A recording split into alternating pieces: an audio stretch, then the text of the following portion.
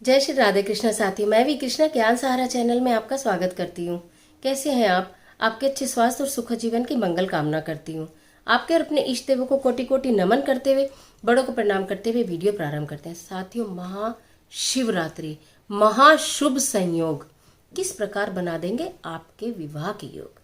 जो भी विवाह में बाधा आ रही है, परेशानी आ रही है, भगवान शिव और माँ गौरा उसको अवश्य ही दूर करेंगे शिवरात्रि के दिन, क्योंकि महाशिवरात्रि भगवान शिव और गौरा के मिलन की रात्रि, उनके विवाह का दिन।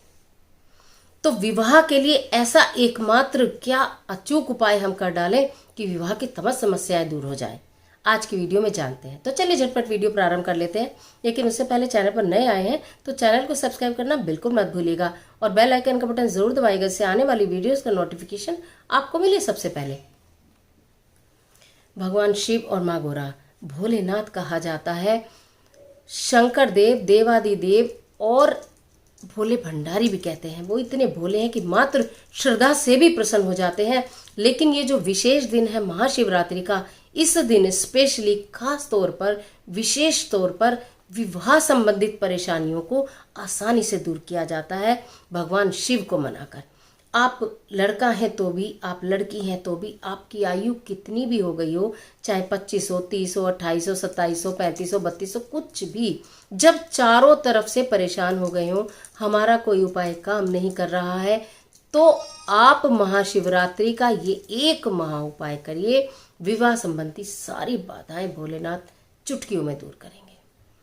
तो एकमात्र उपाय लेकर मैं आपके बीच में हूँ आज, और बहुत ध्यान से सुनिए, धीरे धीरे हर चीज बताऊंगी। बहुत बड़ा भी उपाय नहीं है, बहुत सरल उपाय है, लेकिन काम करता है लाजवाब, बिल्कुल पक्का। अब करना क्या है, शिवरात्रि के दिन नहा धोकर स्वच्छ वस्त्र आप धारण करेंगे शुभ रंग के, ये आपको मालूम है। अगर आप व्रत नहीं रखते हैं तो इस दिन व्रत रख लेंगे जरूर। सुबह शिव भक्तों की भीड़ लगी है, कतार लगी है मंदिर में, आपके पास शिवालय है, आप जा सकते हैं तो आप वहां पर जल अर्पित जरूर करके आइए। लेकिन जो उपाय है वो शाम के समय का है, यानी प्रदोष काल का। जब सूरज छिप रहा होता है उस समय आपको शिवालय जाना है। माँ गौरा और शिव का गठबंधन करना है। गठबंधन कैसे करना है? मोली यानी कलावा, यानी कि लाल और पीला धागा, जो कि पूजा में सब पंडित जी भी हाथों में बांधते हैं। आप सब अच्छी तरह आप जान गए हैं उस कलावे को। उसके साथ आपको पता चल जाएगा शिवलिंग और माँ गौरा को हमें बंधन में बांधने में कितना कलावा लगेगा। ठीक है, आपको 7 बंधन करने हैं, उनके 7 बार उन्हें लपेटा जाता है, ऐसे वो होता है गठबंधन, वो बांध दीजिए। गठबंधन का एक और बता दूं, कुछ हमारे बच्चे कहते हैं कि हम जहाँ हमारा मंदिर है वहाँ पर शिवलिंग तो है लेकिन गौरा जी नीचे नहीं है, जो उनका परिवार बैठा होता है। तो हम गठबंधन कैसे करेंगे? उसके लिए यह है कि अगर गौरा जी नीचे नहीं है तो गौरा और शिव की प्रतिमा जरूर मंदिर में होगी। आप 7 मोली के धागों की एक माला बनाइए और दोनों इतनी बड़ी बनाइए कि दोनों के गले में एक ही माला आप पहना दीजिए, वो गठबंधन हो जाएगा। अगर उस मंदिर में वो भी नहीं है तो आपके घर के मंदिर में शिव परिवार है, माँ गौरा और शिव जी हैं, उनकी तस्वीर हो, उनकी मूर्ति हो, 7 कलावे के वही 7 धागे लेने हैं और उनको एक ही उसमें पहना देना है। ये आप घर में भी कर सकते हैं। मतलब यह है कि जहां चाह वहां राह, छोड़ना बिल्कुल भी नहीं, गठबंधन करना अनिवार्य है। आपको अपना गठबंधन कराना है, भगवान से आशीर्वाद लेना है, अपनी इच्छा पूरी करानी है। शुभ विवाह, शुभ दिन, शुभ कारज पूर्ण होंगे महाशिवरात्रि पर करने से। पहली बात गठबंधन बांधा है। दूसरी बात यह है, प्रदोष काल में मंदिर जाएंगे तो आपको अपनी आयु के बराबर बेलपत्र लेने हैं। जैसे 25 वर्ष आप हैं तो आपको 25 बेलपत्र लेने हैं। 25 बेलपत्र कैसे लेंगे? आपको ही पता है कि 3 पत्ती का एक बेलपत्र होता है जो भगवान शिव पर चढ़ाया जाता है, तो वो 25 लेने हैं। 30 आयु है तो 30 लेने हैं, 32 है तो 32, 24, जितनी आपकी आयु इतने आपने बेलपत्र ले लिए। ये आपको अवश्य, क्योंकि एक उपाय ही बेलपत्र का है, ये महा उपाय ही बेलपत्र का है। बेलपत्र की महिमा भी आगे बताऊंगी कि आखिर क्यों बेलपत्र चढ़ा देने से सेकंडों में मनोकामना पूर्ण होती है। तो बेलपत्र आपने ले लिए और आप इन्हें 2 दिन पहले भी ला के रख सकते हैं। यदि आपको है कि यहाँ नहीं मिल रहे, वहाँ नहीं, कहीं दूर से लाएंगे, तो आप व्यवस्था कर लो। बहुत सारे दिन है, ये शिवरात्रि से लगभग 8-10 दिन पहले आपके पास वीडियो पहुँच जाएगी। आराम से व्यवस्था कर लो। और बेलपत्र बासी भी नहीं होते हैं, 2-3 दिन पहले लाओ, सुंदर सुंदर साफ साफ चमकीले, कटे फटे खंडित ना हो, लाकर और अब गीले कपड़े में लपेट के रख लो, संभाल कर, जहाँ पर किसी के हाथ पाथ ना लगे संभाल के रख दो, चाहे मंदिर में कहीं भी रख लो आप। ठीक है। अब आपको क्या मंदिर लेके जाना है, वो तो मौली तो कलावा तो आप ले ही जाएंगे जो मैंने आपको बताया गठबंधन के लिए। फिर अपनी आयु के अनुरूप जितनी आपकी आयु है, बेलपत्र और चंदन, ये आपको लेके शिवलिंग मंदिर चले जाना है। जैसे ये पत्ता है, 3 पत्ती है, चिकना भाग, तीनों पर आपने चंदन से तिलक लगाया और उसके बाद उसे उल्टा करके शिवलिंग पर रखेंगे, ओम नमः शिवाय। फिर दूसरे पर 3 बिंदी चंदन लगाया, ओम नमः शिवाय, ओम नमः शिवाय, ओम नमः शिवाय। इस तरह करते हुए आपको वो सारे बेलपत्र आपको शिवलिंग पर चढ़ा देने हैं, सावधानी से, प्रेम से, श्रद्धा से, विश्वास से, और अपने मन में अपने इच्छा रखते हुए, जैसा भी आपको वर चाहिए, जैसी भी आपको वधू चाहिए, कोई भी समस्या रिश्ते में बार बार आ जाती है, बिल्कुल आप ये लगा लीजिए कि इस समय आपके सम्मुख भगवान जी बैठे हैं और आप उनसे बात कर रहे हैं। आपका रिश्ता होके टूट गया, या रिश्ता नहीं आ रहा, या बात नहीं बन रही, या पैसे की समस्या है, कि पैसे की समस्या से भी तो बहुत बार शादी में भी दिक्कत आती है ना पेरेंट्स को।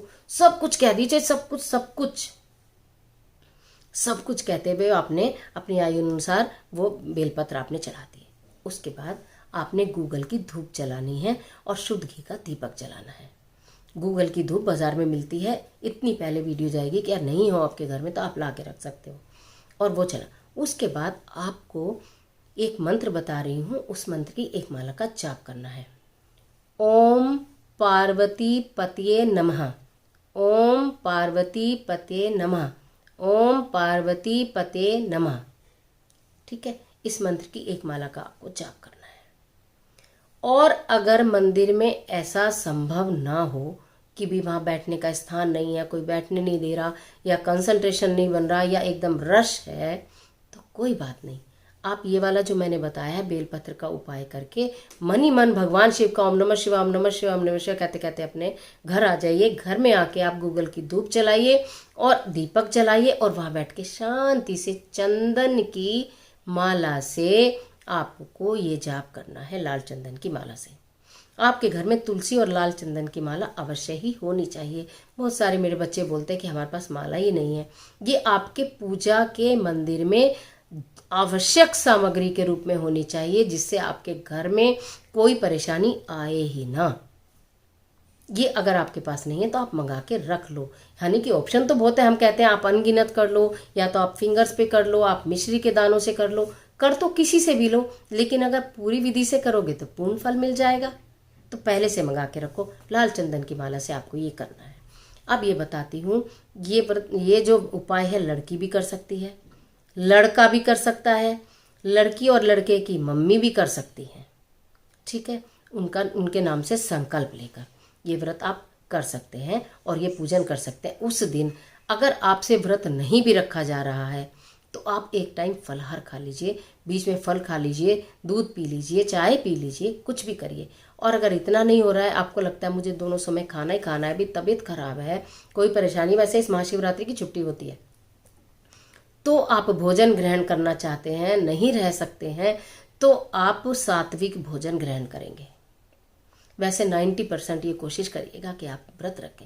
महाशिवरात्रि के व्रत के भी बहुत मतलब मैंने आपको महाशिवरात्रि की एक वीडियो आपके पास पूजन की विधि की आ चुकी है, मैं विवाह की बता रही हूँ, और मैं क्या करें क्या ना करें, मतलब पूरी सीरीज आपके पास लेकर आती रहूंगी कि कहीं आपसे कोई गलती ना हो जाए, पूरा का पूरा फल आपको मिले। इतनी बड़ी शिवरात्रि व्रत रख ही लीजिएगा, खाते पीते रख लीजिएगा।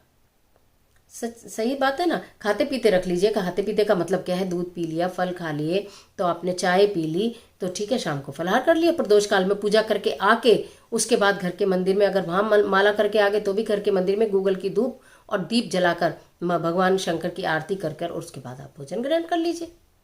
जो मीठा कुछ बनाए उस मीठे का भगवान शिव को भोग लगाइए, अपनी मनोकामना कहिए, हो जाएगा सारा काम। एक छोटी सी बात और बता दूं, बेलपत्र का मैंने जो एक महा उपाय बताया है, मतलब ये उपाय इतना जबरदस्त है, इतना मैं ये कहती हूँ कि श्योरिटी वाला है। और महाशिवरात्रि के दिन से, जैसे आपने आज इस महाशिवरात्रि के दिन इस उपाय को शुरू किया, 4 शिवरात्रि और करिएगा, टोटल 5 शिवरात्रि। जब और 4 शिवरात्रि आएंगी तो हर माह में एक शिवरात्रि आती है, उसमें यदि आप बेलपत्र चढ़ाने ना भी जा पाए तो घर में ओम पार्वती पते नमः मंत्र की माला का जाप करेंगे, गूगल की धूप और दीप लगा के। आपका काम तो एक शिवरात्रि से दूसरी शिवरात्रि के बीच में हो ही जाएगा, लेकिन फिर भी आप हर शिवरात्रि को इस कार्य को करते रहना। उसमें मंदिर जाकर बेलपत्र न भी चढ़ाएं तो भी मैं बता रही हूँ, सिर्फ अपने घर में प्रदोष काल में ये मंत्र जो पढ़ना है, प्रदोष काल में ही अपने घर में भी धूप दीप लगा के ये पढ़ लीजिएगा जरूर। व्रत न रख पाए तो भी ये कार्य तो अवश्य ही आप कर लीजिएगा। बिलपत्र की महिमा बता दूं, वीडियो लंबी पता नहीं मुझे कितनी होगी या नहीं, छोटी सी बताती हूँ कि मैंने ये उपाय आपको बताया क्यों। एक समय की बात है, एक शिकारी था, वो जंगल में शिकार करते करते रात हो गई, तो उसके बाद वो वहां पर एक बेल का पेड़ था, उस पर चढ़ गया कि मेरे को जो जंगली जानवर हैं उनसे खतरा ना हो और मैं बच जाऊं। तो उसने सोचा अगर मैं रात में सो गया पेड़ पर तो मैं कहीं ऐसा ना हो नीचे गिर जाऊं और मुझे जानवर खा जाए। तो वो अपनी नींद भगाने के लिए उस पे से बेल के पत्ते तोड़ तोड़ कर नीचे पेड़ से डालता रहा, और नीचे शिवलिंग था। सारी रात वो पत्ते डालता रहा। जब उसे पूरी रात हो गई पत्ते डालते डालते, तो भोर में भगवान शंकर स्वयं प्रकट हुए। बोले तुम तो मेरे बड़े भक्त हो, तुमने मेरे ऊपर इतने बेलपत्र चढ़ाए हैं, तुम मांगो क्या मांगते हो। शिकारी को कुछ समझ में नहीं आया। भोलेनाथ ने कहा जाओ मैं तुम्हें मोक्ष देता हूँ। अनजाने में भी भोलेनाथ की पूजा अगर आप कर लेते हैं तो उसका इतना फल है। बिल्व पत्र की इतनी जबरदस्त महिमा है, इस उपाय को करिएगा जरूर। और यदि आपकी ईश्वर की कृपा से सब कार्य संपन्न हो चुके हैं, पूर्ण हो चुके हैं, तो ये वीडियो जरूर किसी जरूरतमंद को शेयर कर दीजिएगा। महाशिवरात्रि की अनंत शुभकामनाएं। भगवान भोलेनाथ आपके ऊपर अपनी कृपा बना के रखें, आपके पूरे परिवार के ऊपर कृपा बना के रखें। माँ गौरा आपको अखंड सौभाग्य प्रदान करें, आपको अच्छा वर और अच्छा घर प्रदान करें।